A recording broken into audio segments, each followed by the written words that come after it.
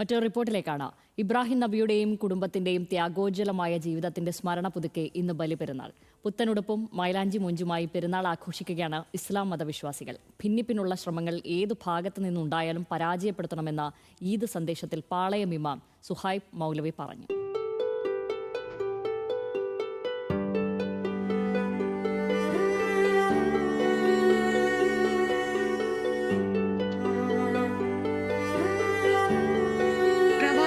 ഇബ്രാഹിം നബി തന്റെ പ്രിയപുത്രൻ ഇസ്മായിലിനെ ദൈവകൽപ്പന അനുസരിച്ച് ബലി നൽകാൻ തയ്യാറായതിന്റെയും ആത്മസമർപ്പണത്തിന്റെയും ഓർമ്മപ്പെടുത്തലാണ് ഈ പുണ്യദിനം. വർഷങ്ങളുടെ കാത്തിരിപ്പിന് ശേഷം പിറന്ന മകനെ ബലി കൊടുക്കാൻ തയ്യാറായ ഇബ്രാഹിം നബിയുടെ ത്യാഗസ്മരണകൾ പുതുക്കിയാണ് ഇസ്ലാം മതവിശ്വാസികൾ ബലിപ്പെരുന്നാൾ ആഘോഷിക്കുന്നത്. പരസ്പരം സ്നേഹിക്കുക, പാവങ്ങളെ സഹായിക്കുക, എല്ലാ വ്യത്യസ്തമായ മതങ്ങളുമായി സ്നേഹം പങ്കിടുക, സമ്പന്നരായ ജനങ്ങളും പാവപ്പെട്ടവരും ഒരുപോലെ ആഘോഷിക്കുന്ന ബലിപെരുന്നാൾ എന്നുള്ളത്. ഏവർക്കും ബലിപെരുന്നാൾ ആശംസകൾ. നബിയുടെ ത്യാഗസന്നദ്ധത കൊണ്ട് മകന് പകരം ആടിനെ ബലി നൽകാൻ ദൈവസന്ദേശം ലഭിക്കുകയായിരുന്നു.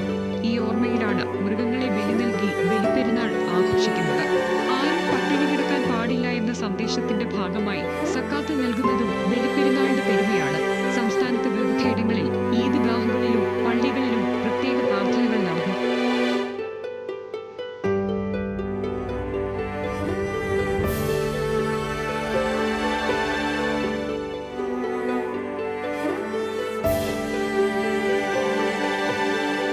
സൗഹൃദവും ആത്മബന്ധവും ഊട്ടിയുറപ്പിക്കണമെന്നും ഭിന്നിപ്പിക്കാനുള്ള ശ്രമങ്ങളെ പരാജയപ്പെടുത്തണമെന്നും പാളയം ഇമാം സുഹൈബ് മൗലവി പറഞ്ഞു.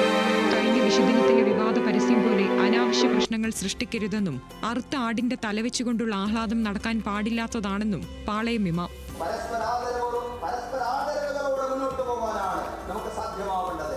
സമുദായ നേതാക്കളുടെ കോലം കത്തിക്കുന്ന രീതികൾ, ആടിനറുത്തുകൊണ്ട് അതിന്റെ തല കൊണ്ടുള്ള വിജയാഹ്ലാദങ്ങൾ, ഇതൊന്നും സംഭവിക്കാൻ പാടില്ലാത്ത കാര്യങ്ങളായിരുന്നു.